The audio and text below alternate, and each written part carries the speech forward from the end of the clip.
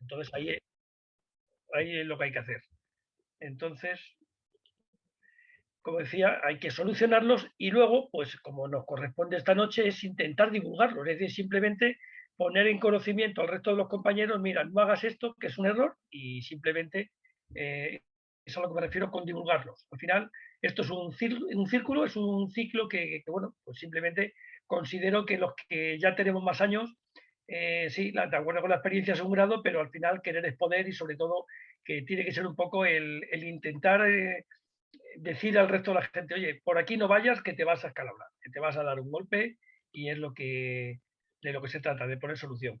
Mirad, yo los errores que he seleccionado son estos. Por una parte, la clínica no es una ONG, el tema de las urgencias con los veterinarios juniors, las compras impulsivas, la protección de datos, la selección de personal, los horarios, la duda de siempre si remuneración fija o variable, el no hacer encuestas, el no reunirse y el no saber escuchar. Fijaros que ya, repasando hoy la charla, ya tengo apuntados otros 6 puntos más, porque en caso que lo veáis interesante, podemos hacer una segunda parte dentro de 5 meses, 6 meses, cuando se considere, cuando veáis que se os pasa la turra que os voy a dar esta noche. El intentar, digo, esto simplemente digo, es ir apuntando errores para facilitar que otros no los cometan. Pero bueno, vamos a meternos en faena. A ver si consigo que esto pase. Y el primer de todo es que la clínica no es una ONG.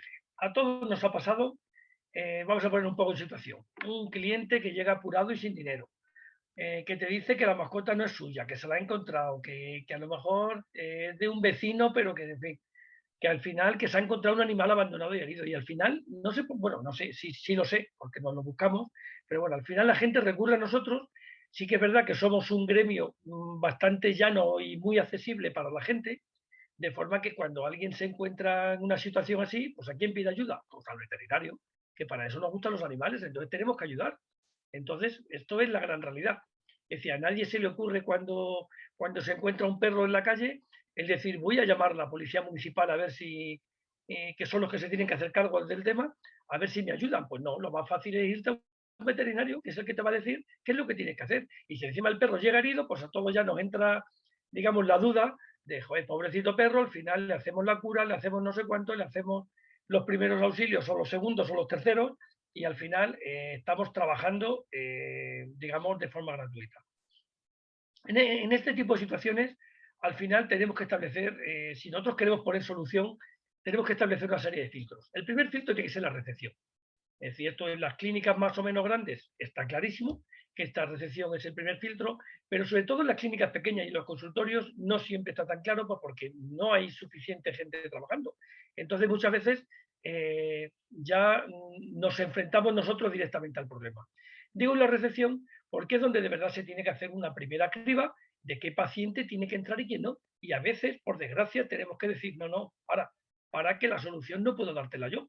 Si tú no tienes dinero o el perro no es tuyo o te lo has encontrado y tal, hay otro tipo de, digamos, de organismos o otro tipo de organizaciones que pueden echarte una mano.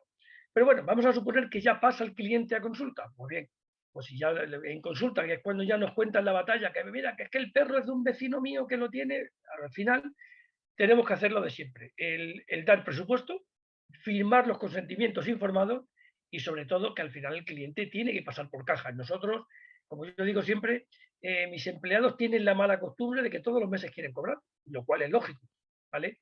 Luego entonces está claro de que la gente tiene que pagar por nuestros servicios, ¿vale? Una vez que establecemos bien claro estos filtros, ¿vale? Sobre todo tenemos que evitar sentimentalismo. Es decir, a veces no queda más remedio que decir, mira, lo siento, no te puedo atender el perro, pues porque no tienes dinero para pagarme. Y es triste decirlo, pero es así. Y muchas veces, luego ya aquí está un poco la polémica, cuando esto hay asociaciones, llámese asociaciones protectoras y tal, que casi nos exigen que trabajemos gratis para ellos. Yo hace ya tiempo que lo que hago, que, bueno, pues cuando me llega una protectora a pedirme que le haga descuentos, que le haga trabajo gratis y tal, pues mira, no, tú eres un cliente más y cuando tú me hayas facturado lo que yo considere como para creer o para considerarte un cliente VIP, pues ya decidiré yo qué descuento te lo puedo hacer si es que te lo hago, que seguramente va a ser cero, porque yo, en general, cobramos a todos los clientes lo mismo. Pero sí que es cierto que muchas veces, pues lo que les digo, mira, no, es mucho mejor. Es decir, hazme socio de la protectora, yo pago mi cuota y se acabó. Pero tú, cuando vengas a mi clínica, también vas a pagar, ¿vale? Entonces, sinceramente, lo vas a pasar mal el primer día que dices esto porque dices, joder, parece que soy muy duro, parece que soy como muy borde, pero no, nada más lejos de la realidad. Y al final, ya te digo, tenemos que tener bien claro que a nivel individual cada uno colabora con quien quiere, con la ONG que le da la gana, llámese ONG o un centro de acogida, una sociedad protectora de animales, lo que queráis. Pero a nivel individual cada uno es muy libre de colaborar con quien quiera, pero a nivel empresa tiene que haber un pacto o un contrato. Es decir, nadie puede decidir por nosotros y esto es básico. Es decir, somos nosotros los que decidiremos si hacemos el descuento o si no hacemos el descuento o simplemente si una atención no consideramos que no hay que cobrarla o una atención de urgencia al final, en fin, podemos ayudar de muchas formas. Pero lo suyo es no hacer ningún tipo de descuentos con estas cosas. Sé que es duro, ¿eh? Sé que todos hemos pasado por ahí, a todos hemos tenido la tentación de a veces decir, pues venga, me voy a echar una mano, ¿cómo le voy a cobrar a este señor si no tiene tal? Bueno, y luego te das cuenta que tiene una cuenta corriente más grande que la tuya. Pero bueno, pero esto es una realidad. Es decir, a nadie se le obliga a tener perro, pero sí que es cierto que también nosotros tenemos una función divulgativa que es enseñar a la gente que cuando tienen perro van a tener gastos con el perro sí o sí. Luego, entonces, lo mejor es que se mentalicen cuanto antes. Y desde luego, no pueden venir ni mucho menos exigiendo que se les haga un descuento. ¿Vale? Bueno, ¿solución al problema? Pues eso, no somos una ONG, lo tenemos bien clarísimo, somos una empresa y como tal empresa tenemos unos gastos, tenemos unos ingresos y tenemos una cuenta de empresa que tenemos que respetar. Luego, entonces, la política de cobros tiene que ser escrita y visible, es decir, si hace falta poner un cartelito en recepción, la tarifa de urgencias es esta, para que nadie se venga a error cuando es que la urgencia me cuesta mucho. Pues mira, perdona, pues la urgencia cuesta lo que consideramos que debe costar. Estas son mis tarifas, si quieres entras y si no, no. Ya te digo que no quiero parecer borde, pero a veces hay que serlo, ¿vale? Luego, entonces, la política de cobros escrita y visible.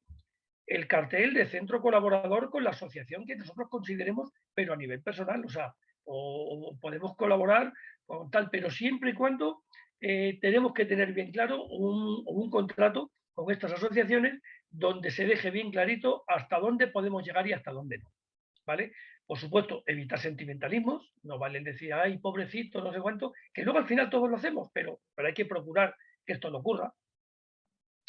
Y sobre todo es una cuestión de mentalidades. Hay que cambiar y transmitir esta mentalidad de empresa a la que me estoy refiriendo. Y esto al final nos va a llevar a cambiar la percepción del centro. Es decir, nadie va a Mercadona sin dinero, y nadie va a echar gasolina sin dinero, y nadie va al cine sin dinero. ¿Vale? Luego entonces, los cines tienen la costumbre de cobrar una entrada por entrar. Pues ya está, pues nosotros también. No digo que cobremos por entrar, pero sí que hay que cobrar por nuestros servicios. Pero al final, esto nos va a dar también una imagen de seriedad. Y creo que esto hay que saberlo también vender bien y transmitir bien. Y al final esto se convierte en un arma a nuestro favor. ¿No? Bueno, segundo error que no debéis cometer, porque otros ya los cometimos, las urgencias.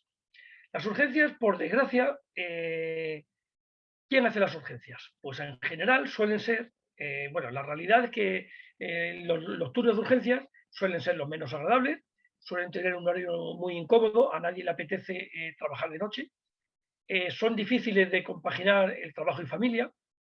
Profesionalmente digamos, es una sección de nuestra clínica que es muy exigente, es muy difícil de corregir errores y sobre todo tenemos que tener muchísimo cuidado con el tipo de contrato que hacemos al personal que hace urgencias. Es decir, esta es la realidad, ¿vale? Pero ¿qué ocurre? Que luego hay otra realidad también. Entonces, los requisitos lógicos es que para hacer urgencias, aunque casi siempre lo que hacemos es que metemos al personal junior, ¿eh? Lo cual ya digo es un error. ¿Por qué? Pues porque los requisitos lógicos para un servicio de urgencias necesitamos experiencia, que en general los juniors tienen poquito, necesitamos rapidez de actuación, rapidez de decisión en la toma de decisiones, tiene que ser rápida, pues porque muchas veces te la juegas el que el paciente salga adelante o no, si decides hacerle una prueba, decirle tomarle una vía, o se te enciende la bombillita de por dónde van los tiros, de qué es lo que le pasa a su perro que viene de urgencia. Hay que ser frío, hay que tener una gran capacidad de improvisación y de lógica, hay que mantener la calma del cliente y la nuestra, y muchas veces mantener la calma del cliente es lo más difícil, Los clientes que vienen de urgencias suelen venir, claro, preocupados porque su animal o su mascota está enferma y está muy enferma o ha tenido un accidente, ha tenido sea cual sea la causa de la urgencia, entonces vienen súper preocupados. Y por tanto, lo primero que tenemos que hacer muchas veces es calmarlo y calmar al cliente. Y esa función psicológica que todos sabemos que hacemos con los clientes, y no me refiero con el paciente, sino con el propietario del paciente, con los clientes, a veces es difícil de llevar a cabo. Y a veces nos encontramos todos con situaciones desagradables donde, bueno, pues donde el cliente te exige más de la cuenta o te habla mal, o a veces incluso hay que dejarlos en la sala de espera y enfrentarte tú solo a sujetar al perro y al mismo tiempo cogerle una vía y al mismo tiempo sacarle sangre. Y esto a todos nos ha pasado, ¿vale? Pero al final, el servicio de urgencias hay que hacerle valorar y por tanto hay que cobrarlo. Y todos sabemos que en el servicio de urgencias es más caro cualquier cosa que una consulta normal, pero esto es la gran realidad, ¿vale? Porque para eso está fuera de hora, tenemos un personal especial y tenemos unas condiciones totalmente diferentes. ¿Qué ocurre con los veterinarios juniors? Pues en general, un junior, en general digo, tienen muchas ganas de trabajar y de agradar, tienen un cierto grado de responsabilidad e inconsciencia de que se meten a todos los charcos porque sí, pues porque consideran que pueden con todo. En general no tienen malos hábitos, simplemente están por pulir. Es decir, la gente cuando empieza, y esto todos nos hemos equivocado muchas veces, pero claro, este tipo de hábitos hay que irlos modificando poco a poco, hay que irlos corrigiendo. En general son menos exigentes y también es verdad que en general estos juniors tienen menos cargas familiares, pero también tienen inconvenientes. Por una parte, la inexperiencia, este cierto grado que decía antes de responsabilidad e inconsciencia, de que a veces los hace meterse pues eso, en cirugías para las cuales a lo mejor no están preparados o en toma de decisiones prematuras, o en fin, tienen mucha menor capacidad de improvisación y a veces, lo que decía antes, es difícil mantener la calma del cliente y la propia. ¿Vale? Luego entonces, para meter un veterinario junior en el servicio de urgencias, debe estar bien formado. Lo suyo sería que todo el equipo tenga una formación adecuada. El personal hay que irlo rotando para que todo el mundo pase por todos los servicios, de forma que todo el mundo sepa valorar cuál es ese servicio de urgencias y sepan valorar qué es lo que se hace y lo que no se hace. Y sobre todo hay que evitar el desgaste excesivo. Tú no puedes tener a una persona, pues eso, 20 años haciendo urgencias, porque eso sinceramente no hay Dios que lo aguante. Entonces, si al final creas un equipo y haces turnos y haces cosas, pues puedes solucionarlo, pero no es fácil. Pero sobre todo hay que ser conscientes que para este servicio de urgencias, que muchas veces es el más exigente de todos, los juniors quizás son los menos preparados. Pero la realidad te dice también que los seniors ya no quieren hacer urgencias. Con lo cual, pues al final te das cuenta de que esto hay que buscar un equilibrio que es difícil, pero que bueno, que hay que conseguirlo. Y quizás lo mejor sea el que todo el mundo rote y todo el mundo pase por el servicio de urgencias y que se hagan pues turnos, correturnos y se hagan forma de que todo el mundo vaya pasando por los distintos servicios. Esto, claro, me estoy refiriendo a una clínica que tenga estos distintos servicios. Claro, el que no tiene urgencias dirá, pues esto a mí me da igual, pero la verdad es que luego al final todos tenemos algún momento en que nos llaman fuera de hora y en que no sabemos siempre reaccionar como es debido. ¿Vale? Bueno, error número 3. Por favor, aunque no lo he dicho, si queréis en cualquier momento interrumpirme, estoy a vuestra disposición bueno, en este caso, si lo hacéis por el chat, la moderadora Raquel me imagino que estará pendiente del tema, como para que si tenéis cualquier pregunta en cualquier momento, podéis interrumpirme de verdad cuando queráis. Abel, como Bueno, solo ha habido una pregunta, pero como ya sí. habías pasado urgencias, lo vamos a dejar todo para el final y te las haremos al final, ¿vale? Vale, como queráis, me da exactamente igual, pero bueno. Bueno, error número 3, las compras impulsivas. Esto es de verdad mucho más frecuente de lo que nos creemos y a veces esto tenemos que preguntarnos lo primero el cómo compramos, ¿vale? Es decir, lo suyo es que tengamos un control de compras, que tengamos unos presupuestos a los cuales nos tenemos que ceñir, tenemos que tener en cuenta campañas y promociones en ciertas épocas del año y sobre todo tener bien claro que el marketing no es, o sea, que no solo es para nosotros, ¿vale? Es decir, también es verdad que los laboratorios quieren vender y eso lo saben y nos utilizan y saben de sobra que en ciertas épocas del año compramos más de ciertos productos y entonces nos hacen unas campañas especiales que son súper llamativas y bueno, pues esto hay que al final tenemos que tenerlo en cuenta para evitar caer en este error. Las compras compulsivas son muy frecuentes y muchas veces son muy fáciles de arreglar porque al final te das cuenta de que simplemente es organizarte. Es decir, si tú tienes un presupuesto para un servicio de la clínica o para una sección o para lo que quieras, tienes que intentar ceñirte a ese presupuesto. Los presupuestos nunca son 100% rígidos, pero sí que es cierto que tenemos que ceñirnos al tema. Os voy a poner un ejemplo fácil. Yo no sé cuánto dinero destináis vosotros a publicidad, pero eso es muy fácil decir a principio de año. No, no. Voy a dedicar, pues imaginaros, el 3% de mis ingresos a publicidad y marketing. Está muy bien, pero resulta que al final, cuando vamos por el mes de marzo o abril, pues nos llega una empresa de no sé cuánto que nos ofrece algo, bueno, pues que para ellos es maravilloso y que para nosotros nos puede convencer o no. Bueno, pero si nosotros tenemos claro que ya tenemos ese presupuesto y ese presupuesto le tenemos bien diseñado, estamos obligados a decir que no. Estamos obligados a decir, no, no, mira, perdona, esto ya se me va del presupuesto y entonces puedo tener en cuenta para el año que viene, pero este año ya lo tengo cubierto. ¿Vale? Y claro, hay veces que hay que saltárselo porque de verdad son digamos, cuestiones muy interesantes que a lo mejor no, o sea, que puede ser muy, muy llamativo, pero esto es la realidad. Luego, entonces, ¿qué tenemos que hacer? Pues eso, por una parte, el estudio de las campañas. Es decir, no es normal, y eso todos alguna vez nos hemos equivocado, de comprar un producto que nos lo presentan maravilloso.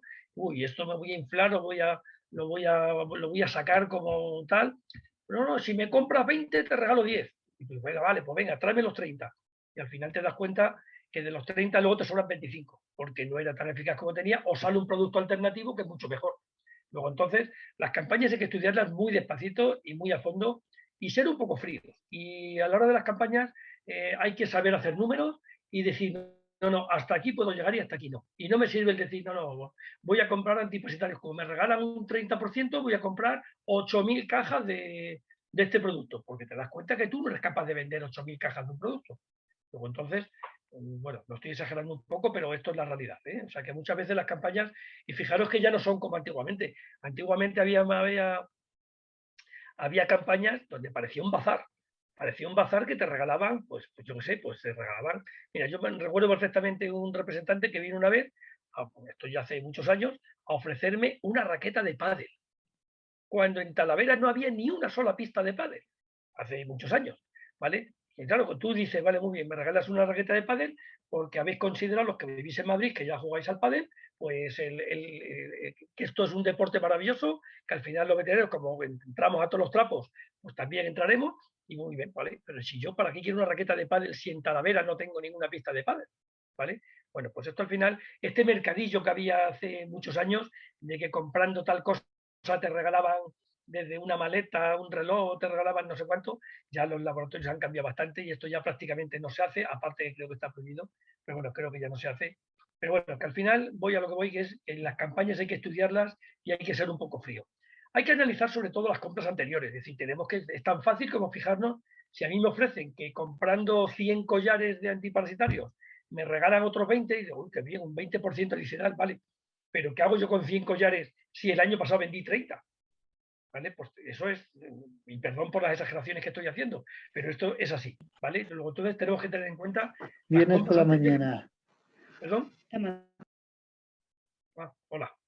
Bueno. Por otra parte, elaborar presupuesto. Esto es quizá la parte más complicada para los que no estamos muy metidos en gestión, pero de verdad que una vez que aprendemos a hacerlos, te das cuenta de la gran maravilla que es. Si tú eres capaz de saber a final de año en qué te vas a gastar tu dinero el año siguiente, de verdad vamos, te aseguro que te vas a ahorrar mucho dinero. Y elaborar presupuestos es parte de esta función. Es decir, yo tengo que saber, como decía antes, en cada sección de la clínica qué gastos necesito. ¿Vale? Por supuesto, estos gastos los tengo que adaptar a la realidad. Es decir, que muchas veces nos engañamos nosotros solos. El pensar, no, no, si yo cada vez que venga un perro que tengo que poner sueloterapia le pongo este cacharrito de no sé cuánto, pues lo voy a amortizar. No, no, a ver, pero si no tengo hospitalización, si es un consultorio pequeño que no tengo este tipo de servicios, pues no me lo puedo plantear. Luego, entonces tenemos que elaborar, o sea, que ver siempre nuestras necesidades reales y sobre todo siempre, de verdad, negociar compromisos anuales.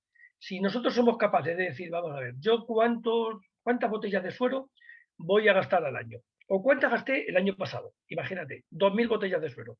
Si yo soy capaz de cerrar un contrato con el proveedor de suero diciéndole que me comprometo a gastarle 2.000 botellas de suero, te aseguro que tengo un arma poderosísima para, si no obligarle, forzarle un poco a que me haga un descuento adicional en mis compras.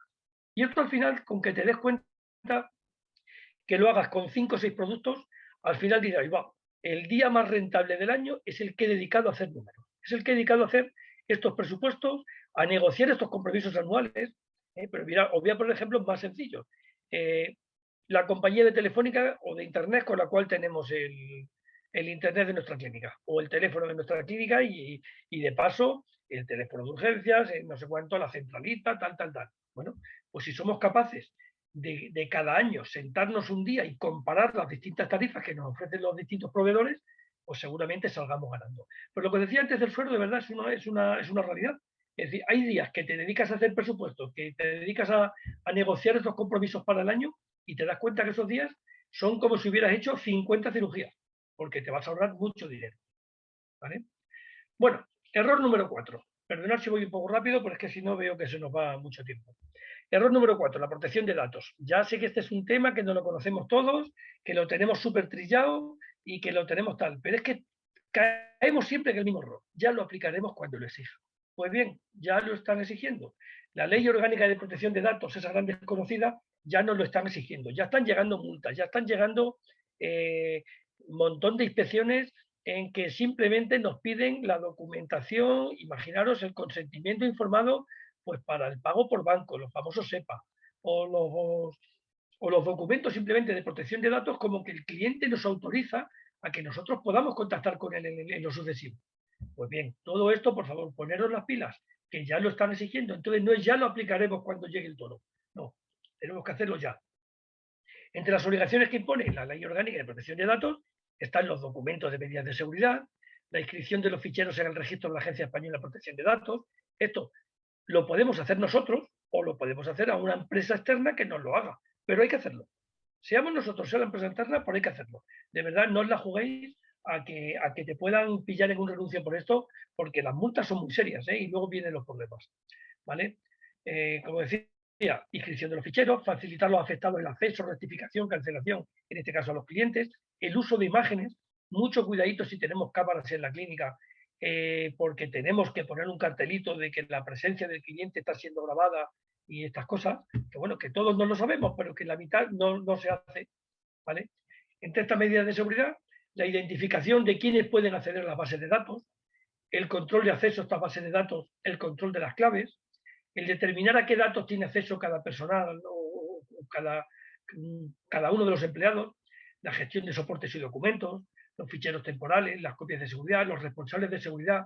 Todo esto que parecen chorradas, al final tenemos que tenerlo bien clarito y es tan fácil como hacer una serie de documentos donde se pone que el responsable de seguridad, imaginaros, sois vosotros como gerentes o como directores de vuestro centro, pero por ejemplo autorizáis al informático que viene de vez en cuando a arreglaros el ordenador a que pueda acceder a esa base de datos. Luego tenéis que tener un documento firmado en este caso, por el de mantenimiento de informática que tengamos, de que en caso de que, bueno, de que él no puede llevarse ningún tipo de dato a su casa, ¿vale?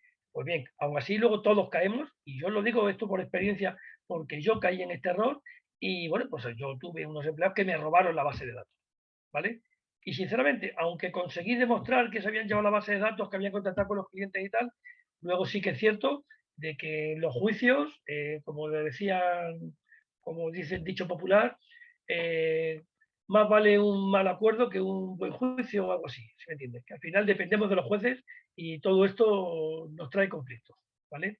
Luego entonces, por favor, esto se tarda un día en ponerte las pilas en el tema de protección de datos, un día, pero hay que dedicarle un día.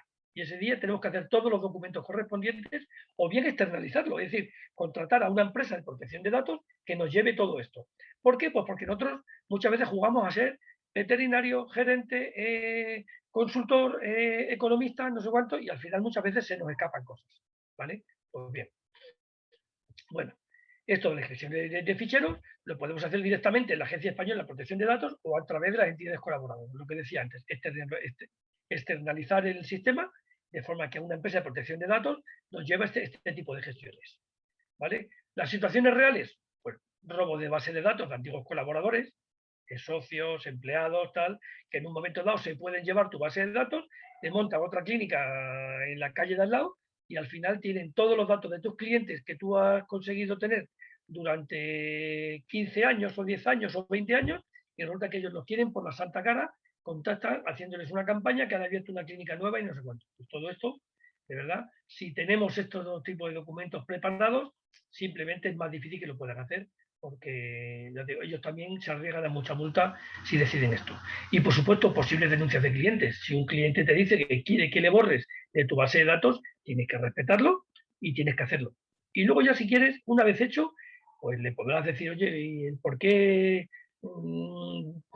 El por qué te has enfadado, el por qué no sé cuánto, en fin, todo esto ya es cuestión de hablarlo, pero de primera, si alguien nos solicita que le quitemos de nuestra base de datos, automáticamente tenemos que hacerlo, porque esto es muy serio. Bueno, al final, conclusiones, soluciones para esto, cumplir la ley orgánica de protección de datos, cumplir la ley orgánica, cumplir la protección de datos, cumplir la ley orgánica, es decir, sí o sí, no nos queda otra, ¿vale? Bien, siguiente error, selección de personal. Bueno, esto también es complicado. ¿Qué ocurre? Pues que muchas veces cuando nosotros queremos seleccionar gente pues para incorporar a nuestro equipo, pues las bases son las siguientes, objetividad y negociación. Es decir, tenemos que ser objetivos a la hora de decidir qué es lo que queremos, a quién queremos y para qué puesto lo queremos. Sí, tenemos que tener bien clarito qué es lo que necesitamos. Y por supuesto eso hay que negociarlo. Fijaros, yo hace ya años hice un curso que era cómo negociar con los millennials. Y desde luego no tiene nada que ver el negociar con los nuevos veterinarios, con los millennials, a negociar con los antiguos, ¿vale? Porque, por ejemplo, para negociar con un millennial le da igual el sueldo, le da igual el plan de, bueno, perdón, no es que le dé igual, así me entiendes, pero que su punto fuerte no va a ser, por ejemplo, el sueldo, no va a ser el plan de formación que tú le puedes ofrecer, pues hay que sí, por supuesto, pero en general su punto fuerte va a ser el tiempo libre. Y muchas veces, por desgracia, en esta profesión, a todos nos ha pasado que vas a contratar a un compañero nuevo y te dice, no, no, pero es que yo quiero todo el mes de agosto de vacaciones. Oiga, pero es que el mes de agosto no me lo he cogido yo en mi vida. Un mes entero de vacaciones, yo no sé lo que es eso. Entonces tú no puedes llegar exigiéndome eso. Pero bueno, ellos lo exigen y si cuela, cuela, y a veces lo consiguen. Pero bueno, sí que es cierto que esto es totalmente distinto el incorporarse a un equipo de 2, 3, 4, 5 personas, como somos la mayoría de nosotros, o de 10, a incorporarte a un equipo de a partir de 30 personas donde ya hay digamos, hay un jefe de recursos humanos, ya hay una especie de infraestructura empresarial totalmente diferente. Pero bueno, en la base de la selección de personal, la importancia, el trabajo directo con nuestros clientes, eso es básico porque a cualquiera que tú contrates, desde la recepcionista a cualquier auxiliar o a cualquier veterinario, ¿vale? Al final vamos a ser futuros compañeros y van a ser miembros de este equipo que nosotros queremos hacer. Y digo lo de equipo porque al final esto se nos tiene que grabar a juego el significado de equipo. Aquí no vale el remar uno por un sitio, otro por otro, sino que tenemos que todos hablar por el mismo sitio. ¿Vale? ¿Qué fases tenemos cuando queremos seleccionar personal? Pues por una parte tenemos que tener bien claro la oferta del puesto de trabajo. Nosotros ofrecemos un puesto de trabajo de veterinario junior. Pues vale, automáticamente una vez que nosotros publicamos o nos ponemos en contacto con una empresa de selección de personal o con tal, que nosotros queremos a alguien para trabajar, para incorporar a nuestro equipo, vamos a empezar a recibir currículum, tendremos que hacer entrevistas personales, tendremos que al final que seleccionar al candidato que creemos más conveniente. El onboarding se refiere a cómo incorporarse al equipo, ¿vale? Digamos, el cómo ponerte en marcha y el seguimiento que tenemos que hacer de esta nueva persona que se incorpora a nuestro equipo y que bueno, que va a ser uno más. Pero claro, hay que hacer un seguimiento para ver si de verdad cumple con las expectativas y con las obligaciones que nosotros le habíamos marcado, ¿vale? Entonces, la fase 1, oferta del puesto a cumplir. Lo primero, definir el puesto de trabajo. Y definir el puesto de trabajo para que veterinario, no es lo mismo. Perdón. Ya no se trata de decir yo quiero un veterinario junior o senior, seguramente ya tenemos que dar un paso más. Ya tenemos que ir un poco en busca de especialidades. Entonces, a la hora de definir el puesto de trabajo, tenemos que tener bien claro que nosotros queremos un veterinario, imaginaros, para urgencias, que sepa, imaginaros que estamos en la costa, pues que sepa ya inglés y alemán por ejemplo, pues que tenga disposición de horario por si le llaman, tener que salir corriendo a la clínica y tener que tal. Bueno, por todo esto tenemos que tenerlo bien definido, bien claro, para que el paso siguiente va a ser decir, tener en cuenta cuáles van a ser las competencias de este puesto de trabajo, o de un auxiliar, o de una recepcionista, o sea, de quien sea. Cuáles son las competencias de este puesto y cuáles van a ser sus responsabilidades. Es decir, hasta dónde le podemos exigir. Y estas responsabilidades, por supuesto, al final esto te va a dar, digamos, el pie a negociar luego su contrato. ¿Vale? En esta fase 2, el estudio de los currículums recibidos, valoración de los mismos, pues claro, tenemos que tener en cuenta qué titulación vamos a exigir a ese candidato, si le queremos con experiencia o sin experiencia, si le queremos que aparte tenga otras capacidades, pues que tenga conocimientos de oncología, fenomenal. Y por supuesto, todos estos datos hay que confirmarlos, porque todos sabemos que en los currículums todo el mundo miente. Y parece eso, pero al final el típico chiste del nivel de inglés, medio y sabe de inglés menos que yo todavía, ¿vale? Pero bueno, quiero decir que todo esto hay que demostrarlo y hay que confirmarlo y hay que saber que de verdad esta persona está capacitada para, para nuestro puesto de trabajo, para nuestras necesidades, ¿vale? La fase 3 es la entrevista personal y esto ya al final ya sí que es una negociación. Y en nuestra negociación no quiero entrar mucho porque hay muchas formas de negociar con la gente, pero sobre todo tenemos que anotar los posibles acuerdos para respetarlo las dos partes. Es decir, cuando tú negocias con una persona de que yo te voy a dar los fines de semana libres, por ejemplo, ¿vale? Esto tiene que dar apuntadito para que luego no le digas a la semana siguiente, oye, el fin de semana te toca trabajar. No, no, es que tú me dijiste que tenía libre. Ah, no, no, no me acuerdo. No, no, esto no vale, ¿vale? Esto hay que ser serios y en fin. Y esto, los posibles acuerdos a los que lleguemos en la entrevista personal hay que respetar, ¿vale?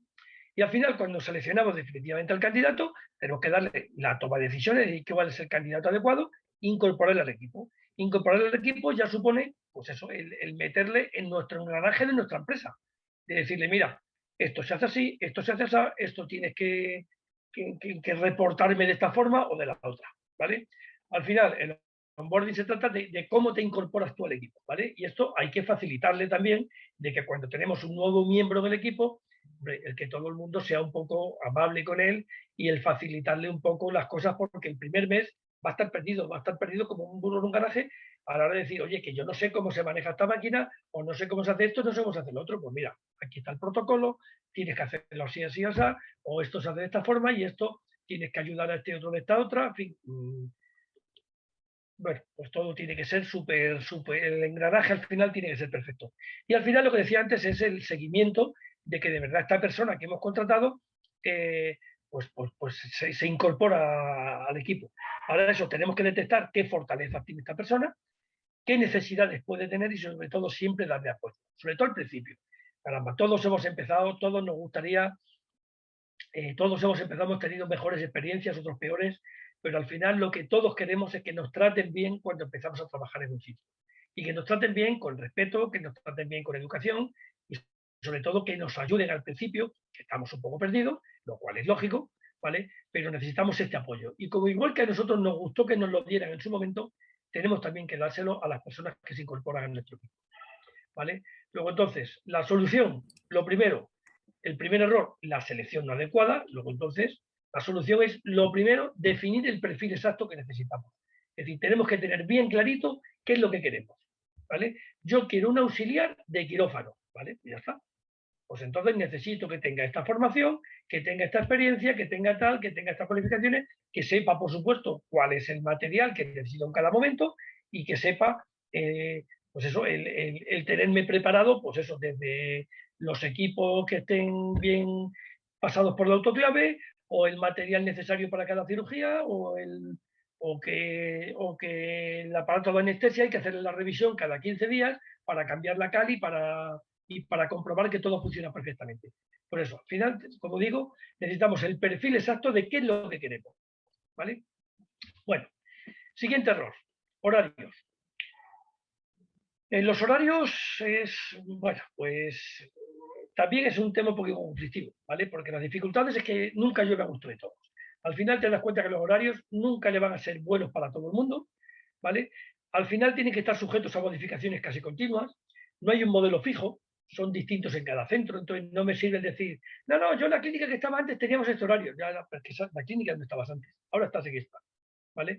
Y sobre todo son mucho más complicados cuando mayor es el centro. Cuando mayor es el equipo, mucho más difícil es el engranar, ese engranaje de todos los horarios, de a qué hora se entra, a qué hora se sale, cuándo se hacen los cambios de turno, qué información tenemos que dar a los cambios de turno, cada cuánto tiempo cambiamos el turno, los que están de mañana pasan a noche, los que están de noche pasan a día, en fin, esto si los equipos son grandes, si los equipos son pequeños, pues al final te das cuenta que casi tienes que ir improvisando muchísimas veces, porque mira, que operan a mi padre, pues mañana no vengo, pues esto hay que organizar las citas de forma que mañana somos uno menos, y al final tienes que estar siempre improvisando, pero bueno, estas son las dificultades lógicas, pero sobre todo hay que tener bien claro que sí que es cierto que cuanto mayor es el centro, más difícil es el compaginar todos los horarios, las vacaciones, que una baja por maternidad, que otra baja por no sé cuánto, que uno se ha caído y tiene un corte en un dedo y entonces va a estar tal, que le tienen que operar porque tiene un problema de no sé qué. Bueno, pues al final todo esto hay que irlo, digamos, modificando de forma casi continua. Las características comunes es que hay que partir de unas premisas que marca la legalidad, lo que marca el convenio, si la gente no puede trabajar más de X horas al día y más de X horas a la semana, ¿vale? Y todo esto tenemos que saberlo. Tenemos que saberlo porque nosotros cuando vamos a tener el horario que vamos no quería decir imponer, pero a sugerir a nuestros compañeros, porque al final va a ser una negociación, pero bueno, pero esto tenemos que tener bien claro que la legalidad hay que cumplirla siempre. O sea, no vale el decir, no, no, necesito que trabajes 3 días seguidos. Pues no, mire usted, la ley no me lo permite. Luego, entonces, eso va a ser una fuente de conflicto sí o sí. ¿Vale? En lo posible, el horario debe ser consensuado por todo el equipo. Es decir, cuando nosotros queremos meter en nuestro equipo un cambio de horario, tenemos que negociarlo con todo el equipo, tenemos que consensuarlo con todo el equipo para que todo el mundo esté conforme, porque si no va a ser una fuente de conflicto tremenda. La base debe ser cubrir las necesidades de cada uno de los turnos. Imaginaros, si yo hago la cirugía siempre por la mañana, pues por supuesto voy a necesitar más gente por la mañana que por la tarde que no hago cirugía, más que las urgencias, ¿vale? Pero en general, así. Luego entonces necesitaré más auxiliares, más veterinarios, necesitaré un equipo diferente según las necesidades en cada uno de los turnos. Si tenemos un hospital con servicio 24 horas, pues tenemos que tener bien claro quién va a estar esas 24 horas, aparte del veterinario, si vamos a tener un auxiliar con él, si vamos a tener un segundo veterinario porque la carga de trabajo es importante, o si tenemos que plantearnos quitar el servicio de urgencias porque no es rentable. Pero bueno, eso ya lo veremos en otro momento. Y por supuesto, al final te das cuenta que hay que intentar compaginar la vida laboral y la personal. La famosa, digamos, el famoso entorno familiar con el cual tenemos que respetar sí o sí. ¿Vale? Siempre tenemos que tener un plan B, debe tener un segundo horario de emergencia o de eventualidades, como por ejemplo cuando hay bajas, cuando hay vacaciones, cuando llega gente nueva al equipo, ya gente nueva al equipo no le podemos meter el primer día a que cumpla unas expectativas tremendas porque va a estar un poco perdido, lo cual es lógico, ¿vale?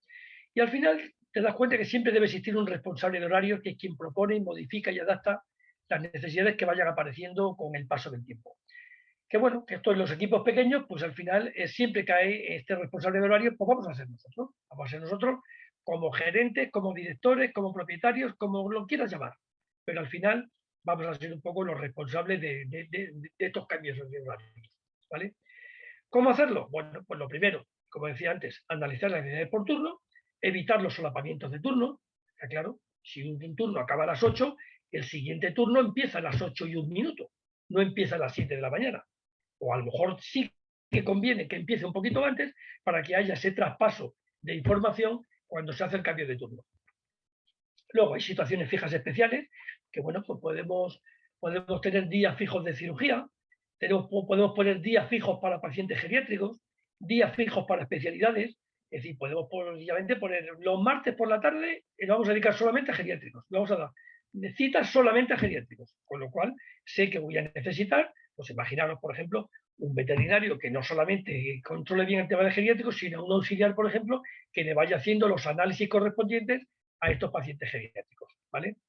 Al final, siempre que tenemos que tener un personal de apoyo localizable, por si acaso, y esto en los equipos pequeños es muy típico, vale, sí, tú te vas a tu turno porque no es tu turno, te vas a tu casa porque estás fuera de tu horario, pero por favor, estate localizable de tal hora a tal hora, porque tal día yo qué sé, imaginaros que me llega un marrón de no sé cuánto, o tal día tengo sobrecarga de trabajo, por favor, estate localizable por si tengo alguna complicación. Bueno, pues esto ya hay que tenerlo en cuenta, pero al final esto es importantísimo, el consenso personal supervisor. Es decir, si tú eres el supervisor, lo que decía antes, tienes que llegar a un consenso con el personal, a un acuerdo, porque aquí lo de yo ordeno y mando, eso ya, esa forma de dirigir pasó a la historia. Ya no, ni se debe, creo que ninguno lo hacemos, y si lo hacemos tenemos que empezar a replantearnos que eso ya no se puede seguir haciendo así. El yo mando y tú obedeces no funciona. Y bueno, y al final te das cuenta que tenemos que tener en cuenta la famosa pirámide de mando. Acordaros, y aquí no quiero entrar mucho, de que esta pirámide lo que hacía era que nosotros tenemos que cubrir primero unas necesidades fisiológicas, luego unas de seguridad, luego las sociales, luego las de estima, reconocimiento y la autorrealización. ¿Vale? Pero desde luego, si no tenemos nuestras necesidades fisiológicas cubiertas, llámese el descanso, llámese, por ejemplo, bueno, el caso del descanso es muy súper claro, no podemos plantearnos ni estima, ni reconocimiento, ni autorrealización si estamos hechos polvo porque no hemos descansado. Luego entonces hay cierto tipo de necesidades que tienen que cubrirlas según el modelo de esta pirámide. Pero bueno. En fin, soluciones al problema del horario. Pues lo primero, evitar horarios injustos o incómodos. Y la solución a estos horarios injustos o incómodos es consensuar los horarios, adaptándolos siempre a nuestras necesidades. ¿Vale? Y bueno, pasamos al siguiente error. Remuneración fija o variable. Todos nos hemos pensado a ver cómo podemos hacerlo para que todo el personal pues tenga una parte fija, a lo mejor es la que dice el convenio o la que nosotros negociemos con ese personal, y una variable según objetivos conseguidos, ¿vale? Que esto es muy típico de las grandes empresas, muy típico de los sitios grandes porque es más fácil valorar lo que hace cada uno, muy difícil de llevar a cabo en los equipos pequeños, ¿vale? Hay que partir de una premisa. Esta remuneración fija o variable es lógica, justa, eficaz, es decir, cada uno tiene que cobrar más o menos según sus responsabilidades y según hasta dónde quiera llegar cada persona. Se debe premiar el esfuerzo por encima del rendimiento, y eso sí, que tengamos muy claro que esto es muy difícil de poner en práctica, ¿vale? Que muchas veces la teoría no la sabemos todos, en el libro viene muy clarito, pero luego a la hora de negociar esto con la gente es súper complicado. A ver cómo le explicas tú a una persona que, yo sé, imaginaros que es el responsable del laboratorio, de que las pruebas tienen que salir en vez de media hora, a lo mejor tienen que salir en 25 minutos. Y digo esto por poner un ejemplo, o yo qué sé, o la gente que pasa, pues que rinde más, pues porque factura más porque sus consultas son más eficaces, porque tiene mejor ojo clínico, o el que tiene peor ojo clínico y tiene que hacer más pruebas porque no es capaz de dar con el diagnóstico a la primera. ¿Vale? Entonces todo esto, al final, he hecho aquí una pequeña tabla que, bueno, que esto sería discutible, ¿eh? O sea, tampoco quiero, porque dices, remuneración fija o variable. ¿Seguridad te da la fija? Sí, claro. Tú vas a tener un fijo, ¿vale? Pero claro, en la variable no. La motivación, pues la fija estimula muy poco la motivación, la variable sí, porque cuanto más trabajas, más ganas. La valoración del rendimiento es muy importante en la variable. La valoración de las responsabilidades es muy difícil de llevar a cabo, pero se podría hacer, y por supuesto, si queremos poner este sistema, tenemos que valorar la responsabilidad de cada uno. Tenemos que tener en cuenta los conflictos por comparaciones, es decir, que luego te llega la gente y ¿por qué fulanito cobra más que yo? Pues mira, a lo mejor tiene más responsabilidades que tú o quiere él tomarse más responsabilidades que tú. Y sobre todo la dificultad de aplicación va a ser mucho más difícil en la variable que en la fija. En la fija tú dices, mira, tu sueldo es este y chipú, y en la variable no. Entonces, tener una parte fija y una variable sería lo ideal, ¿vale? Bueno, el error, pues que aquí ya funcionamos mucho más con individuos que con equipos. Es decir, tenemos que tener en cuenta hasta dónde llega la parte individual y hasta dónde llega la parte de equipo. La solución a esto sería una remuneración mixta, previa valoración exquisita de los puestos de trabajo y responsabilidades. Y esta es la parte difícil. Yo sé que esto queda muy bien en el papel, pero esto es muy difícil de llevar a cabo. Si algunos ya lo habéis hecho, ole vuestras narices, porque yo llevo muchos años intentándolo y siempre tengo dudas de hasta dónde puede llegar una cosa, hasta dónde puede llegar la otra, y al final te das cuenta que es muy complicado esta remuneración mixta, porque es que valorar exactamente las responsabilidades y la eficacia del trabajador es bastante complicado, ¿vale? Bueno, pongo aquí una nota que es aplicar el modelo de esto me imagino que le conocéis todos, es el director del Centro Veterinario Abros, de Anicura, en Orense. Es un equipo serán 40 50 personas, pero este Héctor es su máquina en estas cosas y de verdad que tiene unas tablas hechas para definir los puestos de cada uno y el cómo compensar eso, que es de verdad perfecto. Ahora, no os podéis imaginar la de horas que lleva este hombre trabajando este tipo de sistema hasta que lo va poniendo en práctica. Bueno, error número 8, no hacer encuestas. Es decir, esto es bien fácil. Necesitamos saber lo que el cliente precisa. Y para saber lo que el cliente precisa hay que preguntárselo al cliente. ¿Y qué mejor forma de preguntárselo que hacer una encuesta? ¿Vale? Pues bien, la encuesta es una fuente de información. Y por supuesto, lo que decíamos antes, la información es poder. Por tanto, si nosotros somos capaces de tener información, interpretamos esa información y eso nos lleva a una toma de decisiones que por supuesto va a ser súper eficaz y siempre mirando por el bien de la empresa. Pero claro, necesitamos saber qué es lo que el cliente necesita. La encuesta principal es la de satisfacción de clientes. Lo primero, ¿qué demandan los clientes? ¿Cómo valoran los servicios? ¿Cómo perciben nuestro centro? ¿En qué deberíamos mejorar? ¿Qué deberíamos suprimir? ¿Qué deberíamos añadir? Lo ideal para hacer este tipo de encuestas sería una vez al año. Imaginaros que decidimos hacerlo, por ejemplo, ahora en septiembre, octubre. Con vistas un poco a durante un mes, 2 meses, haces esta encuesta, ¿vale? Sacas las conclusiones correspondientes para luego tomar decisiones que vamos a aplicar con vistas al año que viene. Y con vistas al año que viene, ¿vale? Luego, entonces, para hacer estas encuestas, lo primero hay que diseñarlas, hay que desarrollarlas, es decir, hay que ponerlas en funcionamiento, hay que analizar los resultados y, por último, hay que tomar las decisiones correspondientes al análisis de resultados. Y aquí tenemos que ser fríos. Y si imaginaros que nuestros clientes se quejan de que nuestra clínica huele mal, por poner un ejemplo extremo, ¿vale? Pues es muy fácil tomar las decisiones correspondientes. En cuanto 4 o 5 clientes se te quejan o te han puesto en la encuesta que el olor es desagradable, eso hay que modificarlo con urgencia. Y es tan fácil como bien aumentar la limpieza, por supuesto, y si hay que poner ambientadores, se ponen ambientadores, que no pasa nada. Pero desde luego no podemos permitir que ningún cliente entre a la clínica y diga, uff, ¿cómo huele aquí? Porque eso es súper desagradable y esa experiencia desagradable que el cliente tiene va a hacer que ese cliente no vuelva. ¿Vale? Luego, entonces, repito, lo primero, diseñarlo, desarrollarlo, analizar los resultados y la toma de decisiones. Es decir, necesitamos una fuente de datos, que van a ser las encuestas, esa fuente de datos transformarla en información, es decir, en cómo podemos aplicar esto nosotros a nuestra técnica, en conocimiento y al final la sabiduría es la que nos va a llegar a tomar la decisión correcta sobre el resultado de estas encuestas. Para diseñar la encuesta tiene que ser sencilla, tiene que ser anónima, a nadie le gusta poner su nombre en una encuesta, ¿vale? Porque siempre dice, mira, y si ahora por poner el nombre que yo he hecho una queja porque los auxiliares son muy bordes o la de recepción es un poco, yo qué sé, es un poco dictatorial, pues como no me cae bien esta persona, pues no puedo ponerlo en la encuesta, no siendo que luego traten mal a mi perro, no, eso no, ¿vale? Luego entonces la encuesta tiene que ser sencilla, tiene que ser anónima, ¿eh? Tiene que ser rapidita de rellenar, es decir, como mucho, una cara de un folio, vamos, ya 2 es demasiado.